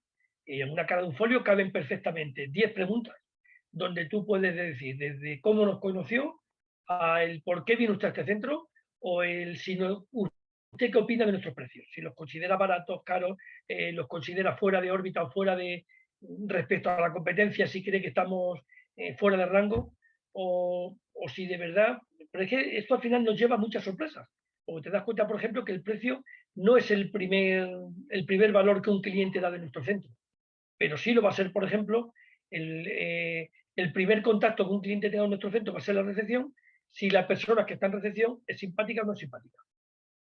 Si es agradable o no es agradable. Si facilita la información o no la facilita. Y de verdad que al final el precio seguramente va a quedar en el puesto número 6 o número 7. ¿Vale? Incluso la formación o la profesionalidad de los veterinarios no va a estar ni mucho menos nunca en primer lugar. Pero sí va a ser, por ejemplo, la empatía que a lo mejor podemos tener con el perro, el que nosotros nos dirijamos al perro, el que nosotros le demos una caricia, el que seamos cariñosos con su mascota, el que seamos muy claritos dando las explicaciones. Todo eso al final el cliente lo valora mejor. Pero no hay mejor forma de saberlo que preguntárselo al cliente. Por eso, insisto, la encuesta debe ser sencilla, anónima, rápida de rellenar, clara y concisa, y por supuesto que no sea dirigida, que no sea sesgada, es decir, no podemos poner preguntas que van dirigidas a que el cliente conteste de una cierta forma, ¿vale? Bueno, en el desarrollo de la encuesta hay que hacerlo por tiempo definido, lo que os decía antes, un mes, o una semana, o 15 días, lo que definamos, ¿vale? Con fecha de inicio y finalización, es decir, la encuesta la voy a hacer del 1 de octubre al 30 de octubre, ¿vale? Un esfuerzo adicional del personal para recabar cuantas más mejor, es decir, tenemos que meternos en el bolsillo de nuestro personal para que nos ayude a, digamos, a publicitar estas encuestas, a facilitar a que los clientes hagan estas encuestas, ¿vale? Eso, cuanto más mejor. El análisis de los resultados, hay que ser fríos, hay que ser, digamos, muy serios a la hora de aceptar la realidad, hay que ser imparciales, hay que saber recibir críticas. ¿eh? Esto es una nueva oportunidad y si nosotros esa crítica la transformamos en, pues eso, al final en una experiencia agradable y en una oportunidad de negocio, lo vamos a saber sacar rentabilidad a esas críticas. ¿Vale? Hay que ser objetivos y hay que ser muy minuciosos. Bueno, la toma de decisiones, el objetivo está claro, es mejorar que nuestro centro funcione mejor, que el cliente salga más contento y si es posible que vuelva cuantas más veces mejor. Y si al mismo tiempo nos recomienda un tercero, mejor todavía. ¿Vale? Hay que tener siempre una visión positiva, de todo se aprende y de los errores más aún, por ahí hemos empezado la charla, de que los errores tienen que ser fuente de aprendizaje.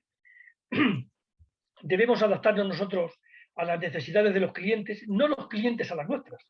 Es decir, tenemos que adaptarnos nosotros sí o sí a qué es lo que demanda el cliente. Si el cliente demanda información, tenemos que darle información. ¿Vale? Y hoy por hoy la información es importantísima de que un cliente que sale por la puerta bien informado y satisfecho de la información que le hemos dado, ese señor vuelve. Ahora, como salga al revés, diciendo, uy, lo que me han cobrado aquí, encima la explicación que no me han dado ha sido buena, o no me han convencido con las explicaciones, ese cliente seguramente se nos escape. ¿Vale? Luego, entonces, soluciones a esto, al error, no hacer encuestas, y la solución, hacer encuestas. Es decir, hay que escuchar a los clientes y tomar decisiones según los resultados. Venga, que ya estamos acabando. Siguiente error, no reunirse. Esto, si queréis, podríamos estar hablando un día entero sobre reuniones. Todos hemos hecho cómo hacer reuniones efectivas. Aquí mi amigo Pancho siempre dice cuando empieza sus charlas de reuniones que hacer reuniones efectivas no es tan difícil como parece. Hay que ponerse y hacerlas. ¿Vale? En los tipos de reuniones, bueno, pues pueden ser individuales, colectivas, por gremio, es decir, podemos, si nuestro centro es grande, pues podemos coger a todo el servicio de urgencia, venga, reunión, o podemos hacerlo de forma individual con cada uno. Según los temas a tratar, pueden ser técnicas, informales, de seguimiento, informativas, según los objetivos a conseguir. Hay reuniones que tienen que ser motivadoras, pero claro, para eso tenemos que estar muy bien preparados para hacer este tipo de reuniones. Esto no es tan fácil, pero bueno, se puede hacer. Lo primero que tenemos que hacer siempre es preparar la reunión, decidir el tema y el objetivo, decidir el lugar, el ambiente y el material necesario, es decir, la sala de reuniones si la tenemos, o a lo mejor tenemos que hacerlo el domingo en el bar de enfrente tomando unas cañas porque somos solamente 3 en el equipo y al mismo tiempo que nos reunimos tomamos una caña. ¿Vale? Pero al final el objetivo tiene que ser comunicar. ¿Vale? Tenemos que tener ya de antemano las posibles respuestas que podemos obtener, las posibles reacciones y los inconvenientes que podemos sacar cuando nosotros saquemos un tema a discusión. Si nosotros la reunión es para discutir el nuevo horario, ¿vale? Tenemos que ir ya un poco por delante de los acontecimientos y decir, a ver, fulanito se me va a quejar del horario porque tiene un niño pequeño que tiene que llevarle al colegio. Menganito se me va a quejar por no sé cuánto porque vamos a abrir los sábados por la tarde porque él tiene muy claro que su tiempo libre es intocable. Todo este tipo de cosas tenemos que llevarlas un poco ya casi encaminadas, tenemos que saber por dónde nos pueden venir los tiros. Y claro, hay que establecer la convocatoria con tiempo suficiente. Es decir, señores, la semana que viene reunión con Menganito para tocar estos temas. O reunión con este equipo, con este grupo, con el grupo de limpieza, con el grupo de ATVs, para tocar este tema. Pues mirad, la semana que viene, a tal día, tenemos que definir qué material vamos a necesitar en esa reunión. Pero bueno, en la reunión hay que procurar siempre no salirnos del guión, hay que ser proactivos, por favor, positividad, positividad, positividad, aunque no nos guste cómo se está desarrollando la reunión, tenemos que saber valorar las improvisaciones, hay que saber atajar las adversidades y, por supuesto, lo que os decía antes, cuando negociamos los contratos o cuando negociamos las condiciones con un nuevo trabajador, hay que anotar los acuerdos, es decir, Lo que se quede en la reunión es sagrado y hay que cumplirlo por parte de unos y de otros, ¿vale? Luego tenemos que valorar y sacar las conclusiones de la reunión. Es decir, hemos terminado la reunión, hemos anotado lo que hemos quedado, tenemos que valorar los acuerdos y los compromisos adoptados y hay que hacer un seguimiento. Si es posible y por nuestro bien, deberíamos elaborar un acta que deberíamos incluso dar a los asistentes, es decir, a los que han venido a la reunión, que hemos quedado en esto, toma por escrito en lo que hemos quedado, ¿vale? Y hay que ejecutar las medidas que se hayan tomado. Es decir, hay que poner en práctica a los acuerdos a los que hayamos llegado. Y luego viene el seguimiento. El seguimiento de la reunión es muy importante porque hay que saber seguir las decisiones tomadas. Si hemos llegado a un acuerdo de que vamos a cumplir esto, tenemos que tener clarísimo de que hay que cumplirlo. Y hay que cumplirlo sí o sí, porque para eso nos hemos comprometido. Luego, entonces, hay que comprobar que se está cumpliendo. Ver si han surgido problemas para llevar a cabo esos acuerdos a los que hemos llegado, si surge algún problema para poderlo poner en marcha y por qué. Y, por supuesto, anotarlo para siguientes ocasiones y poner solución. Es decir, si yo quiero, llegamos a una solución donde vamos a decir que todos los días salga el sol, ¿vale? Pero ¿cómo vamos a hacer eso? ¿Podemos hacer un seguimiento? ¿Depende de nosotros de que salga el sol todos los días? ¿O los días que esté nublado ya vamos a estar revirados porque no hemos conseguido nuestro objetivo? Hay que ser muy claritos. Luego, entonces, ante el problema de no reunirse, la solución, aprender a hacer reuniones eficaces. Es decir, si seguimos esos 4 pasitos que he dado antes de preparar la reunión, hacer la convocatoria, el involucrar a la gente, informarles, el ser proactivos, el ser, bueno, todo esto que hemos estado hablando antes, y bueno, que como queda grabado lo podéis revisar cuando queráis, el hacer reuniones eficaces al final van a ser soluciones. Y el último error que tenía aquí apuntado es el de no saber escuchar. Esto es muy típico, quizá algo menos en los últimos tiempos, porque todos evolucionamos y todos nos hemos dado cuenta, lo que como decía antes, de que aquí mando yo, o el tipo de dirección impositiva, donde uno es un general, donde dice, no, no, esto de aquí por mis narices, ¿vale? Y esto es así, sí o sí.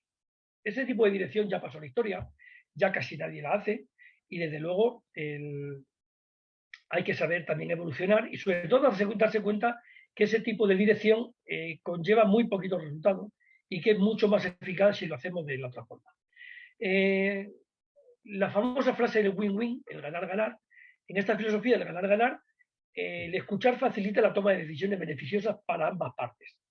Llámese el trabajador y el director, o el coordinador del grupo, o el propietario de la clínica, o el gerente, o lo que sea, o incluso con el cliente. ¿Vale? Es decir, tiene que ir desde el cliente de la mascota hasta el último miembro de nuestro equipo.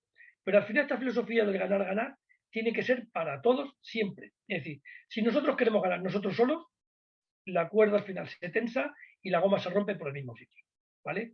Tenemos que ganar todos. Cuando tomamos un cambio del tipo que sea en nuestra empresa, tiene que ser siempre con esta filosofía de ganar-ganar, de que gane el empleado y ganemos nosotros, o gane el empresario, o gane el propietario del centro, pero también esto se lleva al mismo sitio con el cliente. Es decir, no se trata de que nosotros digamos esto es así, esto vale tanto y me pagas tanto, ¿no? ¿Vale? Tenemos que saber escuchar, tenemos que saber dar las explicaciones correspondientes, al final estamos vendiendo un servicio o estamos vendiendo una experiencia. Y como estamos vendiendo una experiencia, el cliente tiene que tener bien claro que esa experiencia tiene que ser agradable, porque entonces vuelve. ¿Vale? Bueno, oír escuchar, este es el dilema. No es lo mismo oír que escuchar. ¿Vale? Tú puedes estar oyendo un ruido y otra cosa es estar escuchando un ruido. Y estar escuchando un ruido es estar pendiente de ese ruido. Luego entonces hay un programa de Radio Nacional de Pepa que precisamente a los oyentes los llama escuchantes, precisamente por esto. Porque ella lo que quiere es que su gente o que sus oyentes, y digo oyentes desde el punto de vista porque oyen la radio, lo que hagan es escuchar la radio, es decir, que estén pendientes de ella. ¿Vale? Bueno, pues entonces, al error de no escuchar, la solución es bien fácil, aprender a escuchar. Y esto no es tan fácil, ¿vale? Aunque la solución la tenemos clara, que es aprender a escuchar, muchas veces tenemos que saber callarnos, tenemos que saber que la otra persona con la que estamos hablando sepa desahogarse y nosotros tenemos que ser un poquito proactivos y un poquito pues eso, el estar pendientes precisamente de que ese mensaje nos llegue. Si el mensaje nos llega, al final estamos escuchando. Y si estamos escuchando, tenemos que ser capaces de intentar ponernos en el papel del otro, del que tenemos enfrente. Luego entonces tenemos que saber escuchar, ¿vale? Y por eso quiero terminar con esto. Gracias por escuchar. Espero que no hayáis oído esto, sino que lo hayáis escuchado. Muchas gracias. Abel, muchísimas gracias. Estábamos todos escuchándote atentamente y han surgido algunas dudas en el chat. Sobre No somos una ONG, Marta Mosquera te preguntaba si sobre un animal que no viene un propietario, o sea, un propietario no, una persona que se ha encontrado una mascota que no es suya y que no está dispuesto a pagarlo. Que el animal está muy fastidiado, que cómo nos escaqueamos. Bueno, lo primero que tenemos que tener en cuenta es que esto no es escaquearte. Es decir, tu empresa, tú tienes que tener claro que a ti abrir el cierre por la mañana te cuesta dinero. Luego, entonces, como tú partimos de la base de que a ti te cuesta dinero y lo que os decía antes, que tu personal tiene una mala costumbre, que es que quiere cobrar todos los meses, al final tú tienes que defender tu empresa como tal. Y tu empresa, con perdón, tienes que cobrar por tus servicios. Y si esa persona no tiene dinero para pagar tus servicios, tienes que darle la alternativa. No, mire usted, señora, yo no puedo atenderle si usted no me paga, pero mire usted, está el ayuntamiento. Y el ayuntamiento seguramente tendrá un convenio con una asociación, con una organización, con alguien, como para que se haga cargo de esto de forma gratuita o de forma simplemente usted tendrá que llevarlo a un centro de acogida de animales, usted tendrá que llevarlo a otro sitio, pero este no es el sitio adecuado. Es decir, nadie va a echar gasolina sin dinero. Por mucho que tú digas, mire usted que yo necesito la gasolina para ir a hacer la compra, a mí no me cuente milonga. O pagas o no te echo gasolina. Nadie va al cine sin dinero y nadie va al Mercadona, y perdón por el Mercadona que no quiero decir marca, nadie va a hacer la compra sin dinero, ¿vale? Luego, entonces, ¿por qué nosotros tenemos...? Y es que ese error es muy frecuente, lo de la ONG, y fíjate que lo he puesto precisamente el primero, porque es súper frecuente de que todos entramos a este trapo, al final le decimos, joder, pobrecito, ¿vale? Una cosa que si el perro va con una hemorragia, le pongas un vendaje para controlar esa hemorragia, o le pongas un tratamiento, le hagas una primera cura. Pero claro, si el señor que se quiere hacer ponerse la medallita de que he recogido un perro de la calle herido, está muy bien que lo traiga. Pues mire usted, yo le voy a hacer la primera cura, pero luego usted, si usted quiere hacer esto bien hecho, ya lo tiene que pagar. Es que no tengo dinero, pues mire usted, coge usted el perro, lo lleva usted al ayuntamiento y el ayuntamiento le dirá que tiene un convenio con tal centro para que se hagan cargo de la atención de ese animal. Precisamente esto es una de las cosas en las que es uno de los objetivos que tenemos marcados en CEBE ya hace tiempo y tal, precisamente el que se pueda dar entidad a este tipo de actuaciones. Es decir, tenemos que tener siempre alternativa a que un cliente que no tenga dinero para pagar la operación de su perro, ¿vale? Porque le ha venido una mala racha por motivos económicos, le ha venido una desgracia personal, cualquier cosa, ¿vale? Pero tiene que haber un sistema, ¿vale? Para que alguien se haga cargo de ese perro. Y en un momento dado, si nadie se puede hacer cargo del perro, pues a lo mejor tenemos que tener claro otro tipo de actuaciones. Pero claro, Isa Luño lo que te dice es que tiene claro lo de la ONG, salvo con las urgencias, que por el código deontológico. no, pues perdóname, no estoy de acuerdo. O sea, tú no tienes por qué estar obligado a atender a alguien que no te va a pagar. ¿Vale? Otra cosa es que tú le hagas la primera cura y, por supuesto, la consulta urgencia hay que pagarla. Y la consulta urgencia hay que pagarla. Y si no te paga, pues tendrás que llamar a la policía municipal de tu localidad y decir, mire usted, tengo aquí un señor que no me quiere pagar, que ha venido a mi casa, yo le he dicho lo que hay que hacer y no sé cuánto. ¿Vale? Si yo entiendo, si en esto al final estamos todos, y a todos nos lo han metido más de una vez, el que te llega un cliente de urgencias y te dice, pues no tengo dinero para pagar. Y el perro ya está atendido. Y tú ya te has levantado de la cama y te has ido a las 4 de la mañana porque el perro tiene una torsión gástrica o tiene no sé qué historia, y al final tú ya lo has atendido. Y cuando le has atendido, le dices que el señor, que mire usted, el tratamiento vale, y la consulta vale tanto, y el tratamiento vale tanto, y te dice, pues no tengo dinero. ¿Y entonces qué haces? ¿Te quedas con el perro? No, porque eso es ilegal. No te queda Perdona, mucho. Sí, sí. perdona, Abel. Es que es que me encanta esto de. Por cierto, enhorabuena por la charla, lo primero. Gracias. Me encanta esto de las ONGs, porque caemos como pardillos. Pero Claro. es cierto que tenemos un grave problema de comunicación, bueno, no de comunicación, sino la repercusión que pueda tener, sobre todo en estos días en redes sociales y demás, nuestras actuaciones en este sentido. Yo hace muchos años leí el caso de era en Estados Unidos, un señor abrió una clínica, pasó el tiempo y al final pues la heredó, entre comillas, el hijo, aunque el padre seguía en la clínica, ¿no? Y entonces le llega un día el hijo al padre y le dice, oye, que esto no es una ONG. Y dice, ¿cómo que no es una ONG? Si yo no regalo nada. Y dice, no, tú estás regalando, pero miles de dólares. No. Dice, mira, hagamos una cosa. Dime tú una cantidad que consideras que sería razonable que la clínica aportase, y aquí entro al tema de la responsabilidad social corporativa o empresarial, a la sociedad en forma, y eso también como personas, como humanos y en concreto como veterinarios, nos apetece a veces pues hacer obras, llamémoslo así, de caridad. Y entonces le dio una cifra que le parecía que, bueno, era grande. No sé si en su momento pues hablaban de $20.000 o, bueno, era una burrada. Se lo pulió en el primer mes y medio. Claro. ¿Vale? Entonces, consejos. Si queremos de verdad hacer acciones de este tipo, que muchos además queremos hacerlas, es decir, yo no veo el blanco o el negro, todos sí, todos no, muchas veces estamos moviéndonos en zonas de grises, pongamos una cuantía anual, como has dicho tú antes, presupuestos. Sí. Pues yo voy a dedicar 3.500 euros de mi trabajo, es decir, de los ingresos de la clínica, a atender este tipo de cosas. Antes has dicho una cosa que fue muy interesante, esto de, mira, no me traigas tú los animales que te dé la gana, sino que yo voy a aceptar, o sea, yo me voy a hacer socio de la protectora. Pues se me ocurrió que era una forma de enlazarlo, porque si vamos a hacer estas obras, llamémoslo de caridad, lo primero que yo diría es publicítalas. Es decir, encima no seas tan tonto de estar pagando por atender a perros gratis y que la gente no se entere de que estás haciendo esta obra social, porque luego se te vuelve en contra de llevé el perro y no me lo atendieron porque son unos peseteros. Siempre podrás decir, mire usted, caso gratis, caso gratis, caso gratis, caso gratis. Si tú tienes ese presupuesto anual, llega un momento en que se cubre. Y siempre podrás decir, mira, yo soy socio de esta protectora, lo siento mucho, el presupuesto, nosotros ya sabes por las redes sociales que nosotros colaboramos, pero tenemos un presupuesto limitado, no disponemos de medios ilimitados para atender estos casos, pero sí que yo soy socio de la protectora esta, te redirijo a esta protectora para que allí te atienda.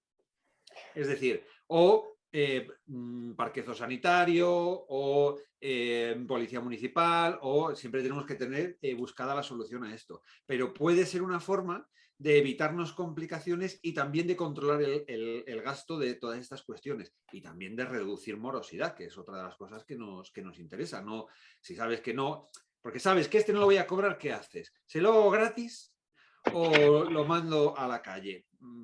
También para nosotros nos resulta un poco duro coger y decirle a alguien cuando sabes, esto aquí viene por eso ¿cómo se llama? El estrés por compasión, si es que puedo ayudar a ese perro y sé que se va a morir si no lo hago, me queda el come ese de, es como si lo hubiese dejado morir yo, y acabas adoptando una culpa que no es tuya. Bueno, esa era mi contribución. Natacha, te estaba diciendo, Jesús, que es un arma de doble filo, que los favores que los prefiere hacer a la chita callando, que luego vienen todos a pedirte ese favor.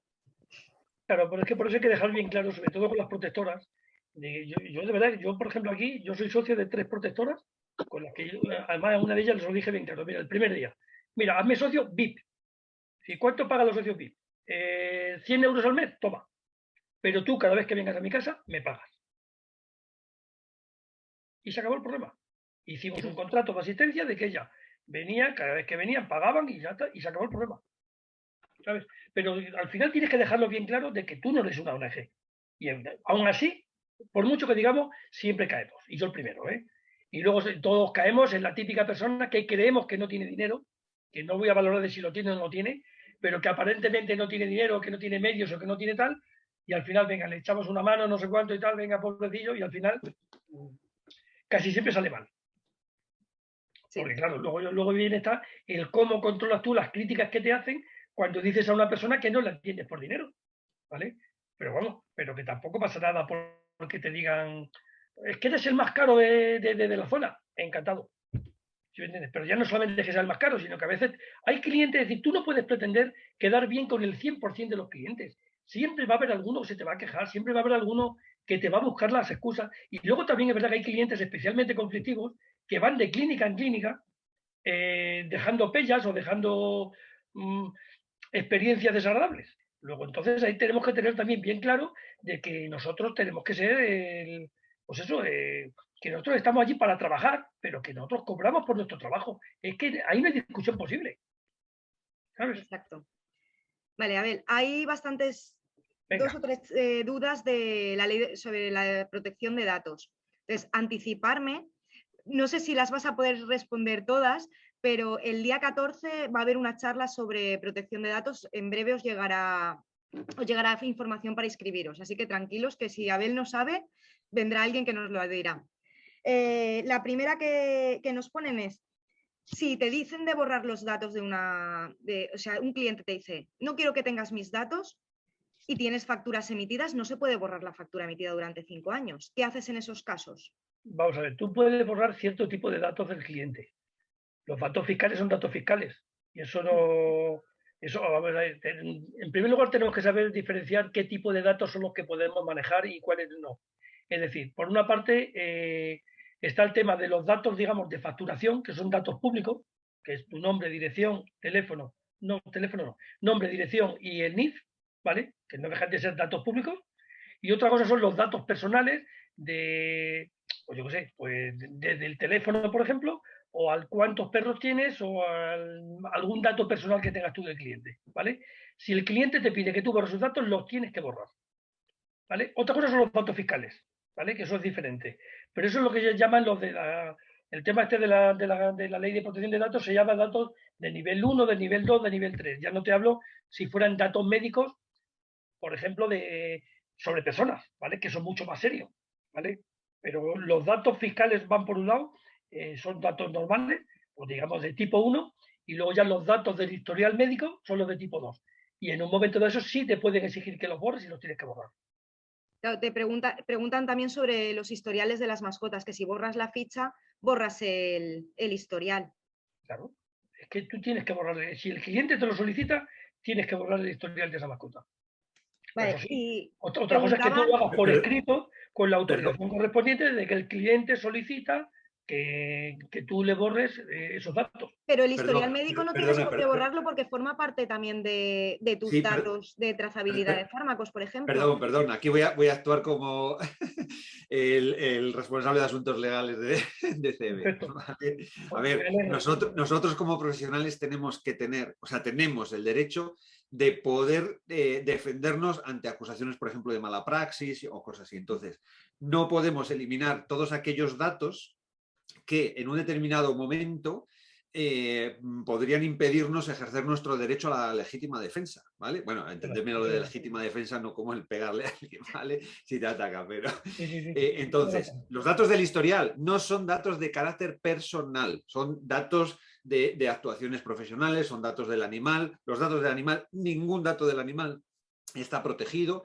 Ahora, dentro de ese historial, pues claro, tendrá que haber una identificación del animal. Si el animal está identificado y es posible correlacionar esa identificación con el propietario, quizá puedas eliminar los datos del propietario. Pero si no está identificado, ¿cómo puedes tú decir que este historial es el que corresponde a este animal de este propietario? No podrías. Por lo tanto, cuidado porque en este caso nuestra situación es un poco distinta al resto de, digamos, a la generalidad. No es lo mismo una ferretería, ¿vale? Oiga, borre usted mis datos personales. Bueno, pues no sabré que a usted le he vendido estos tornillos. Pues ya está, no lo sabré. Pero es muy importante saber que yo a usted si le he hecho una cirugía de este animal suyo en estas condiciones y poder llegar, si usted me acusa de que le he hecho una barbaridad, pues el poder defenderme, ¿vale? Entonces, sí que es verdad que estas cuestiones, como ha adelantado Raquel, si vamos a tener una charla de protección de datos, creo que la contestación mejor, más técnica y más precisa, probablemente la vamos a obtener en esa charla sin minusvalorar las No, por aportaciones de Abel, supuesto. por supuesto. No, está claro, escucha, que tienes toda la razón del mundo. O sea, no había pensado que en efecto, si a ti te denuncia alguien por una mala praxis, tú necesitas datos para poderte, si no defender, por lo menos argumentar tus razones. Entonces es lógico que el historial del animal hay que conservarlo. El consejo que siempre nos dan desde protección de datos es cuando tengas una cosa así, descuelga el teléfono, que te resolvemos la duda concreta. Correcto. Marta ha levantado la mano, o sea que tiene alguna duda. Marta, ¿te quieres activar el micro? Sí, gracias. Buenas noches. No tengo la cámara porque tengo la media familia por aquí todavía pululando, perdonad. Nada, a ver, con el tema con el tema de la protección de datos, hace nada, un par de días una que ahora ya es ex clienta, vino precisamente a ejercer su derecho para darse de baja en la base de datos nuestra. Y hablé con la empresa que tengo contratada de protección de datos y él me dijo que sus datos no los podría, o sea, su ficha no la puede dar de baja, no puedo borrar sus datos, los de contacto sí, pero sus datos físicos no, porque Hacienda de aquí a 5 años me puede requerir esas facturas, porque hay facturas asociadas a esa persona física. Entonces, no podemos legalmente dar de baja a un cliente, no podemos borrar a nuestra base de datos en 5 años al menos. Lo digo porque fue lo que me dijo la ficha del animal sí que se puede dar de baja, vale, bueno, de baja, se da de baja para no tener contacto y tal, evidentemente guardamos el historial que es también parte de la empresa, ¿no? Pero los datos lo que es de baja a la persona física como tal no se podía de baja en 5 años. Vale, o sea puedes inactivar la ficha. Claro. No, y lo que sí que tienes que hacer son quitar los datos de contacto para no dirigir Exacto. a esa persona nunca más, correcto. Exactamente, exacto. Pero que había que tener esos datos por eso, por Hacienda, porque si en un momento Claro. dado Hacienda hace una inspección, hay que tener esos datos de facturación, claro. Sí, sí. Lógicamente, pero claro, o sea, quitar su teléfono y su correo electrónico para que tú no te puedas dirigir a él nunca más, correcto. Vale. María nos preguntaba también sobre la protección de datos, si se pueden gastar las fotos de una mascota, si las mascotas tienen también esos derechos, por ejemplo, para una conferencia o para subirlo a redes. Hombre, yo doy por hecho que cuando tú vas a publicar o vas a subir a redes una foto de una mascota, tienes que pedir permiso siempre al propietario. Por eso ahora ya lo que estamos haciendo en todas las clínicas, o lo que deberíamos hacer todos, es la autorización de cada cliente a que si le hacemos fotos y tal, poderlas utilizar y poderlo, digamos... Actualmente, creo que es lo que va a decir Jesús también. A ver, pues habla tú. Actualmente las mascotas, lo que es la imagen, no tiene derechos de imagen. Pero como en un futuro sí que nos va a venir y al final son clientes que pueden estar más contentos o menos contentos, la recomendación es pídeles autorización, si te van a decir la mayoría que sí. Y si te dicen que no la subas porque ¿para qué? Claro, en este punto, muy importante. Ay, es que le echo la foto al perrito y sale el propietario, sale un niño. Cuidado con esto, no lo estás haciendo al animal, lo estás haciendo a un conjunto y ahí sí hay derechos o sea, hay protección de la imagen de esas personas. Y después, aunque no salga la persona, si resulta que se puede llegar a identificar a la persona, por ejemplo, a través de marcas de una parte que salga de la persona, tatuajes en la mano, por ejemplo, cuando está... Eso también mucho cuidado, porque eso puede llegar a identificar a una persona y también se considera que no podemos hacerlo, ¿vale? Entonces, todo lo que son animales, como no son datos de carácter personal, en principio sí. La recomendación que hace Raquel me parece perfecta. Oye, mira, lo voy a utilizar, voy a hacer unas fotos, ¿te importa? Obtenemos la autorización, genial. Pero en principio en este momento no tenemos ningún problema, aunque no hayamos avisado para utilizar esas fotos. Ahora, esto es por la parte de protección de datos, pero luego está el tema de la propiedad de la imagen. La propiedad de la imagen es de quien la toma.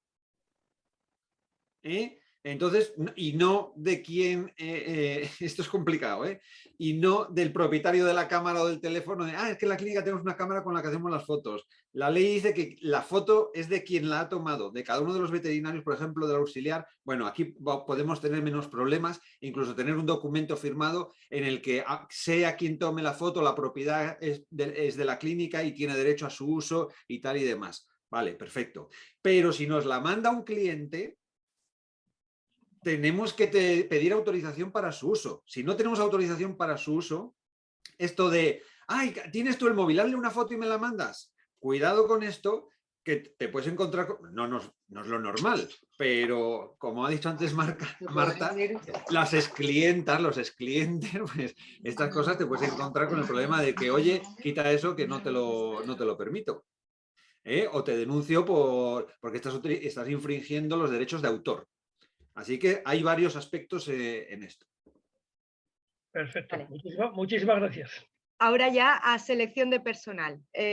Nos han hecho una pregunta de cómo confirmas los datos. Les pides los títulos y yo añado, ¿pides referencias? Yo sí. ¿Sabes? Y que más creo que deberíamos hacerlo todos, porque nuestro sector es grande, pero no deja de ser pequeñito. Entonces, claro, si a mí me viene un veterinario que ha trabajado contigo en Valencia, Raquel, y me viene a trabajar a Talavera y me dice que ha trabajado contigo, a mí me cuesta muy poquito trabajo pedirte, oye, ¿qué tal con esta persona? Y simplemente el que me diga si es conflictiva, si no es conflictiva, si es honrado o no es honrado, o al menos tu apreciación, que eso por lo menos a mí me va a servir para abrir los ojos o no. No te digo para tomar la decisión, pero sí que me va a ayudar a que yo tenga más conocimiento a la hora de decidir si esa persona es la idónea para ese puesto o no. ¿Y los títulos? ¿Pides el título o las acreditaciones? Yo doy por hecho que si a mí me da un número de colegiado y para estar colegiado tienes que tener el título, obviamente. Entonces es que hay cosas que son como de perogrullo. Pero bueno, no estaría de más pedirlo, ¿eh? O sea que, vamos, que no pasaría absolutamente nada por pedirlo. Lo que pasa es que sí que es verdad que nosotros, insisto, nuestro sector es muy pequeño y no te digo que nos conozcamos todos, pero bueno, pero casi.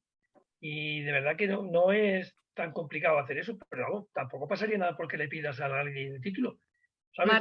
Marta estaba diciendo que no es legal el pedir referencias sin consentimiento del interesado. ¿Te lo firman? Bueno, Marta ha levantado la mano si quiere activarse el audio. Ya, perdonar, es que las dudas.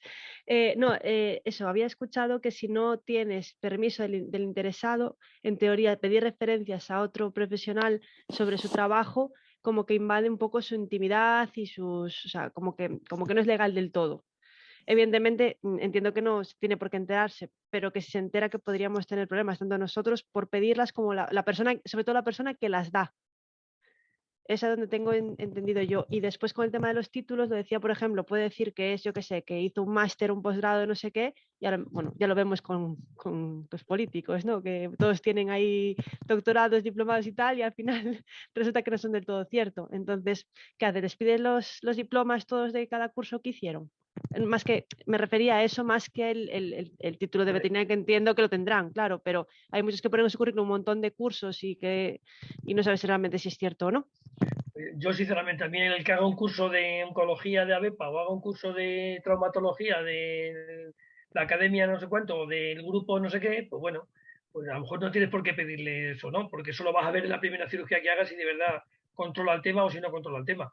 Pero de ahí a decirle, si me dice que tiene un máster o es diplomado europeo en dermatología, el pedirle el título, yo creo que eso no sobra en absoluto, al revés, me parece hasta lógico. ¿Sabes? Bien. Es decir, y luego lo del pedir referencia a un tercero, pues hombre, yo entiendo que seguramente, lo que decíamos antes, con la ley de protección de datos, seguramente incurrimos en la ilegalidad. La legalidad, a lo mejor. Pero también te digo de que yo lo haría. Aún sabiendo de que esté prohibido y aún sabiendo no sé cuánto, me parece mucho más fiable la información que me da un compañero, ¿sabes? Sobre todo donde ha trabajado antes, que lo que me pueda contar una persona al que no conozco. ¿Sabes? Que también te puedes equivocar, que a lo mejor han tenido un rifirrafe entre ellos y Exacto. uno habla mal del otro porque han tenido sus problemas entre ellos. Pero hombre, cuando yo creo que nadie se moja hasta el extremo de lo personal ahí y cuando te dicen simplemente dime si esta persona, yo sé, no te voy a decir si vale o no vale, sino por lo menos si es honrada o no, creo que es necesario el saberlo. O sea, yo creo que no está de más el preguntárselo a un compañero. Raro sería que a ti te graben esa conversación, ya sería el colmo, ¿no? O sea, pero bueno, ¿puede pasar? Pues sí. Seguramente ahora Jesús nos pone las pilas de que eso es ilegal y de que eso es no sé cuánto. Pero... No, si lo que iba a preguntarle a Raquel es ¿qué día es la charla esta de protección de datos? Estamos anotando dudas, sí, tranquilo. En principio ¿vale? creo que es el 14 de octubre, si 14 de no me equivoco. octubre, apuntároslo, porque va a ser, me imagino que va a ser muy interesante solo por lo que está surgiendo aquí esta noche. Yo creo que de verdad, aquí estamos hablando un poco de opiniones. Lo ha dicho Abel antes, es fenomenal. No podemos saber de todo. Entonces, que si yo haría esto, que si yo haría lo otro. Si queremos ir por la ley, preguntemos a alguien que se conoce la ley y que nos diga exactamente lo que dice la ley. Que luego uno no quiere cumplirla, pues oye, ya te pillarán o no. Que quieres cumplirla porque quieres ser escrupuloso con la ley y quieres respetar los derechos de todos, adelante, porque ya sabes cómo hacerlo. Así que lo mejor es la formación. 14 de octubre, charla sobre protección de datos. Al final lo que están diciendo muchos también es que es tan fácil que cuando te entregan el currículum decirle, ¿puedo pedir referencias a donde me has traído en el currículum? Y que te lo firme, ya está. O incluso, fíjate lo que está diciendo Manolo ahora mismo también por el chat desde Jaén, que precisamente si tú pides una opinión a otra persona, eso no está prohibido, ¿sabes? Entonces tú le pides una opinión a un tercero y eso no está prohibido el que tú opines de una persona.